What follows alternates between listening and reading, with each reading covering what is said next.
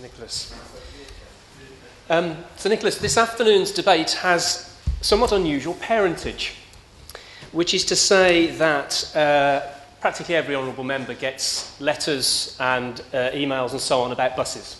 We all do. And over a period of many years, I have had meetings with bus companies, written to the local authority, occasionally written to ministers about buses, and it's been one of many issues that I've taken up on behalf of local residents. But I recently started to get involved on the internet with a social networking site called Facebook. I imagine you do little else, Sir Nicholas. And on that site, young members of my constituency have been registering their views with me. And I wondered what young people in my area might be concerned about, whether it's going to be world peace or climate change or terrorism. And it turned out the answer was buses.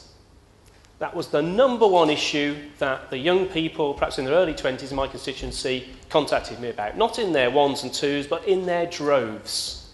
And I was so struck by the strength of feeling among these young people that I decided I needed to do something about it. Not that the views of other people on buses don't matter either, but it's just the overwhelming volume and concentration that prompted me into action. And I have a second reason for mentioning this, Sir Nicholas, which is so many young people think that we in this house, present company accepted, are a waste of space. And therefore, that actually them saying something to me on the internet was a waste of time, actually, but they still just slightly thought it might just be worthwhile doing.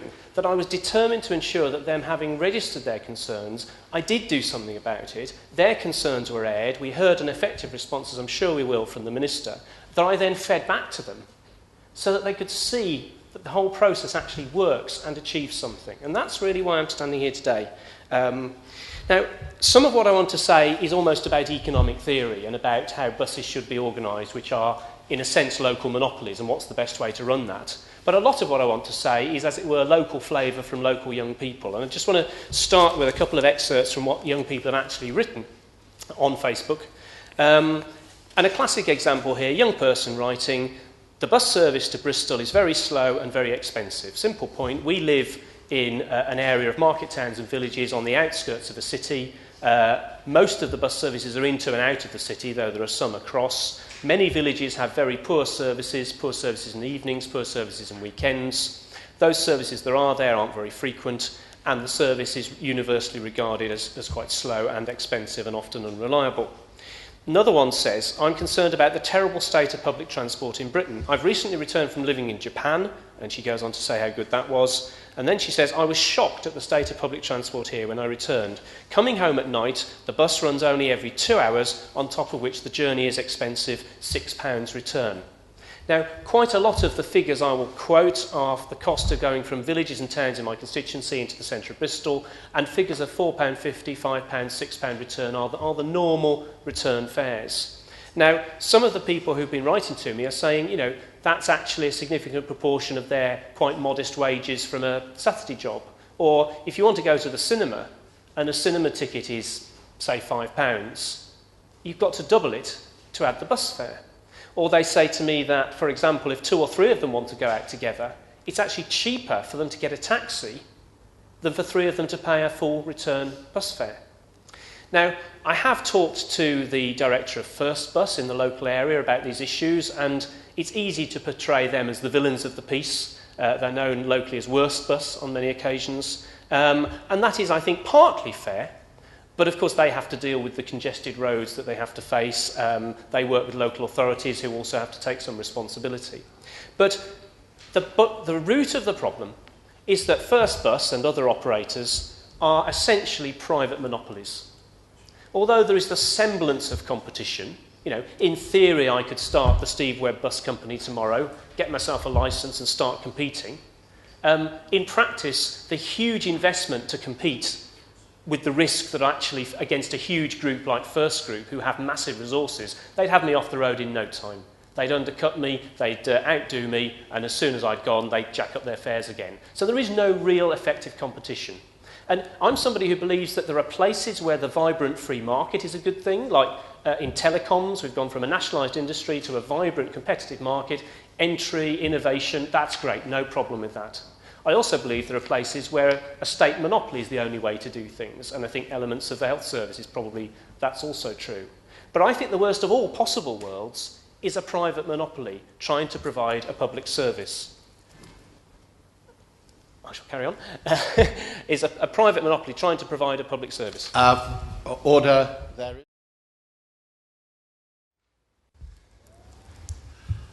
Order, order. The sitting is resumed, and I call the honourable member for North Haven to continue his speech. Steve Webb.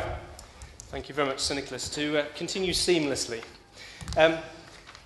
I had made the point that many young people had contacted me about their bus services, and just to quote another here, which links into the point I was making about the right way to do these things. This young person says, I live in a village in my patch. I rely almost entirely on public transport as the cost of owning and driving a car is colossal. Misspelt, but you kind of know everything. First Bus Bristol seems to do nothing but raise prices and rip people off. Currently costs me over £5 return to the centre of Bristol, and this is the interesting phrase. Considering they have the monopoly on the local bus services, shouldn't there be some regulation on their prices? And the same message talks about extortion later on. And this is really the point that I was trying to develop, Sir Nicholas, when the bells rang. There are a number of different models you could have of how you run a local public service, and one is that you could have complete competition. And for a period after deregulation in the mid-80s, I remember in Oxford, I was a student at the time, and the bus companies were fighting each other, and literally they'd pull up a minute before the time for the rivals bus company, take all the passengers, bomb off down the road. You could barely move for buses. And eventually that all ended, and the fittest survived, and eventually it degenerates into a monopoly. This isn't a model this isn't somewhere where a competitive model works, especially in market towns and villages. There may be an issue about urban services, but when you're talking about rural routes, infrequent routes, not huge passenger numbers often, the idea that two companies are going to run side by side, there isn't the volume for that, and the idea that there's an entrant always waiting to chip away at the incumbent and threatening the incumbent is just nonsense, because First Group have got huge resources, they could see anybody off. So to all intents and purposes, we have a monopoly provider. Yes, occasionally the council let out a franchise for evening and weekend services, and First Group gets some of them as well. There are other small operators in the area, but First Group overwhelmingly dominate. So we have a private monopolist. And when I talk to the managing director, his response when I say, well, why don't you lower the fares? He says, well, look, at peak hours my buses are full. So if I lower the fares, I lose money. The rest of the time, the additional passengers I get from lowering the fares doesn't make up the money that I lose from lowering the fares, so it's not worth my while. And the answer is always, we're not a charity, we're a business, we run to maximise our profits. He tells me that the rate of return of the bus business in First isn't as great as some of the other bits of the business, and he's not interested. Now, he's mellowed his tone a little bit since we first talked, but essentially the attitude is, you want a public service, you pay for it. And Britain, I think, is unusual in that 90% of the revenue for bus services comes from bus passengers. So about 10%, I understand, is sort of subsidy of various sorts from central government and local government, but the vast bulk of the cost is met by the passengers. Somewhere like Belgium, it's 30%. So they've taken the view that public transport is a public service, which I agree with, and that therefore actually more exchequer input is probably the only way to deliver it. Now, of course, there are things that can be done. We can do things about, quality bus partnerships and bus lanes and real-time information, and all of these things are good things and can help. And I don't wish to decry the efforts that have gone on to make those improvements. But when it comes down to it, whenever my constituents contact me about the cost of buses, the reliability of buses, the routes run by the buses, I say to them, the bus company won't do it because they won't make any money. The council won't subsidise it because they haven't got any money. Tough. Get lost. Go away. There is nothing that can be done because we're at the hands of a monopolist. Now, bizarrely, we have a situation whereby I noticed the Transport Select Committee looked into the government's proposed local transport bill and made some comments about this. And one of the things that they said is that actually where there is more than one operator and they want to cooperate, so that perhaps one covers one area and one covers another, and they want to have perhaps through ticketing or cooperation, there's actually been occasions where the competition law has cracked down on them and has told them that they are acting collusively and this is undermining competition. But it seems to me that competition is the wrong model. So we need to be absolutely clear that local transport providers should be able to cooperate, should be able to work together in the public interest. Sir Nicholas, I could go on at great length with large numbers of quotes from these young people. The fares have gradually gone up and up, but the service have not improved. I would use the buses, as it saves me attempting to park the car, but I can't afford to. The bus goes once an hour and costs £4 return, and people just talk about the proportion of their income it's taking.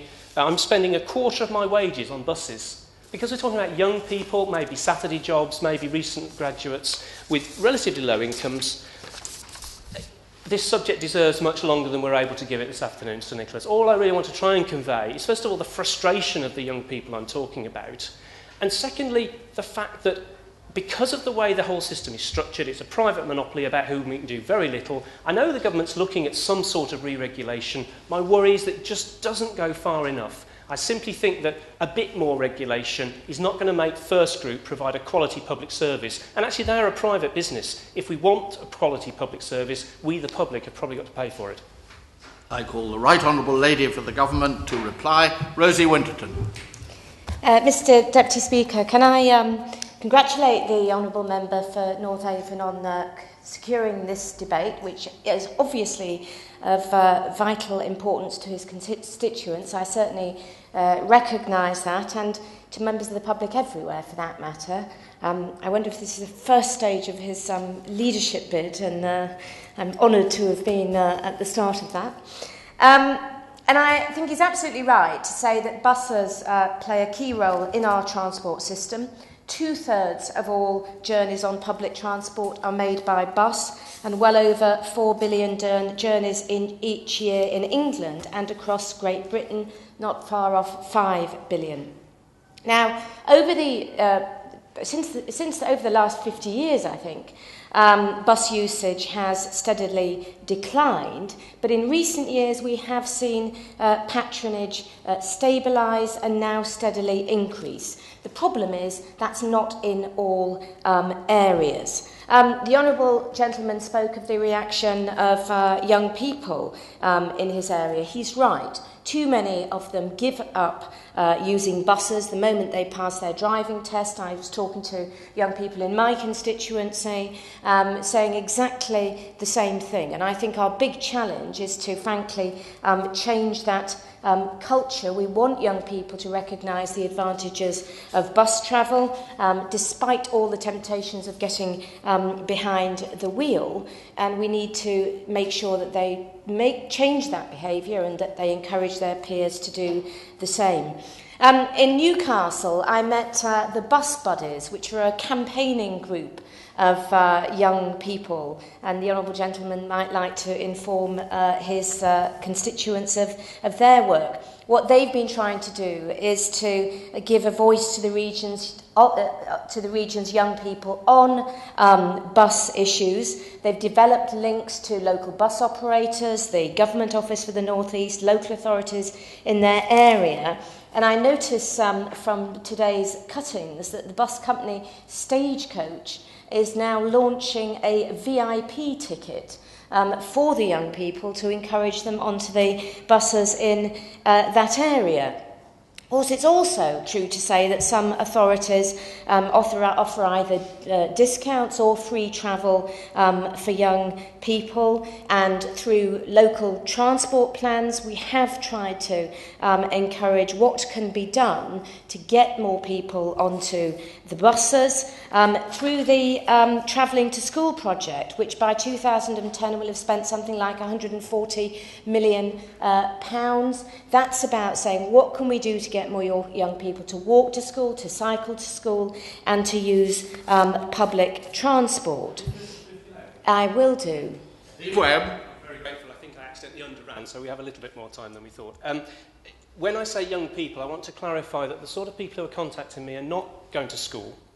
They're not in any age that would be under a local authority concessionary scheme, because they're typically, they're 19 or they're 21. I don't know of any local authority anywhere in Britain that gives free travel to 21-year-olds. So when I say young people, I should have been clearer. A lot of these things just don't apply to them. Minister. I understand that point. If he's talking about over 18-year-olds, then obviously that would be out with it. But I think that brings it into some of the issues that he raised about high fares and fare increases and the deterrent effect that can have on passengers. Now, obviously, he will understand that the bus services outside London, he knows, were deregulated by the previous administration something like 20 years ago. The majority of those services are now carried out on a commercial basis without any subsidy. It is, however, true also that local authorities do have the power to subsidise those services which are necessary for the community but not provided on a commercial basis. And I think about 20% of bus services outside London do receive local government subsidy. And all in all, public expenditure on buses amounts to something like £2.5 billion a year. That's up from about £1 billion a decade ago. So we have seen increased expenditure on the bus services. That includes concessionary fares reimbursement. He'll be aware, I'm sure, of the schemes that we have for older people, which has certainly led to increased bus usage. And the bus service operators grant from my department for support for socially necessary services. Now, what we are very aware of course, is that when there was deregulation of the buses, there was an expectation that there would be plenty of competition that would keep fares low and would keep customer service high. But we do find now that in many parts of the country there isn't that real choice of operator. It is open to other operators to challenge the incumbent if they think they could provide services more cheaply and efficiently or better tailored to public demand. But certainly he's right to say that there is a certain amount of discontent in various parts of the country about the provision of service. And I would say that all the experience in this country shows that bus services work best where there are good relations between bus operators and local authorities, and each is prepared to invest, the local authority perhaps in better infrastructure and the operators in better vehicles. Each side has to play its part if we are going to succeed. And in a tour I did recently of the regions, where I did visit the Bristol area, I became very aware of the importance of that close working together. And I know that there have been a lot of problems in the greater Bristol area over the past years.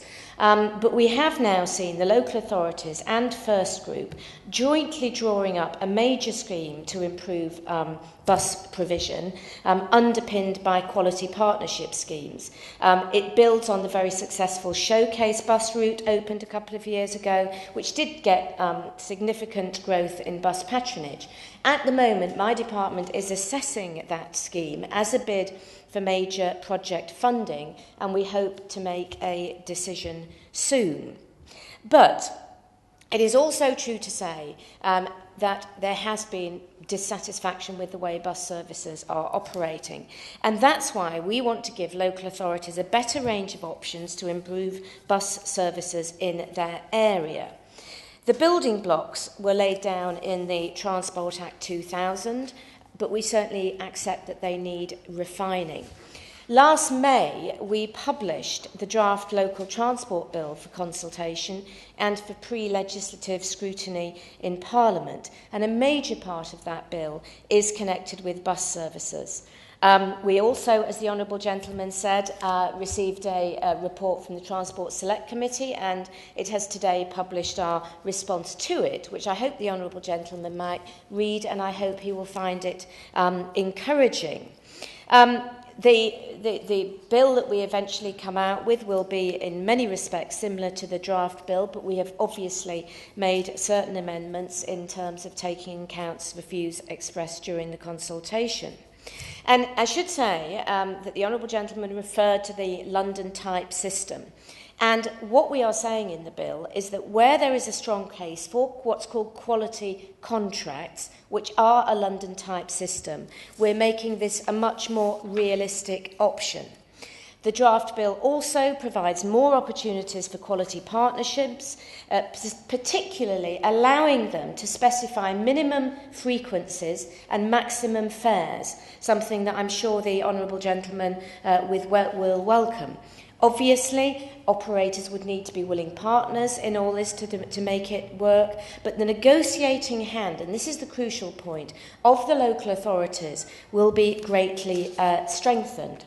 The draft bill also includes measures to tackle problems of poor punctuality, clearly an area where both the local authorities and the operators need to act in harmony. One thing that completely puts people off getting the bus is if they are facing a situation where they don't know when it's going to arrive, they think it's going to arrive at a particular time and it doesn't turn up. Young people wanting to keep appointments are not likely to be attracted to any bus service that offers that kind of punctuality or lack of it. To give way to the honourable gentleman. Steve Webb. The Minister's been very generous. Can I just take you back to the very interesting thing she said about the power of councils to cap bus fares? Because I'm going to pass on every word she says, as she would expect me to the young people, and they'll read every word she said. And I want to clarify something. She's saying councils will have the power to cap bus fares, but only if the bus company agrees. Is that the position? Well, the idea, obviously, of a quality partnership is that the local authorities will sit down with the bus operators and say, if we are going to commit to improving the infrastructure, whether it's through bus lanes or real-time information, and the bus operators say, well, if you will commit to that, we will commit to this. This is the idea of the partnership, but it is important that there is agreement. It can't be imposed. There are other things that can be moved on to if quality partnerships are not delivering or local bus services are not delivering, and that would be a next stage, which is a quality contract. And in that, again, it is possible for the local authorities to specify the routes that they wish to be taken. They can specify fares, and it is then up to bus operators to tender in the way that we talked about in London to operate in those areas. And as I've said, the punctuality, again, is a key part of what we are trying to achieve through the bill. The draft bill also contains measures to allow new passenger transport authorities to be set up. This could well benefit the West of England area, where having a small number of unitary authorities makes coordination that much more difficult. And Bristol City Council have already expressed an interest in setting up a strategic transport authority. The authorities have recently submitted an outline proposition to my department, agreeing to continue to work together to develop a bid for the Transport Innovation Fund to tackle the area's congestion challenges. And I understand that this will obviously include a number of measures for improving public transport in the area. I hope that what I have outlined here is an honest recognition of the problems that are faced in certain areas, but also a vision for the future that will give local authorities and others the powers that they need to improve services. This hasn't been a question of massive underinvestment. Indeed, I outlined the increased investment that we have seen in bus services over the past 10 years. But despite that, there are still problems. The draft transport bill, which we hope will turn into the local transport bill itself, is a way, we believe, that can put right some of the problems. I hope the honourable gentleman will take that back to his young constituents and give them some reassurances.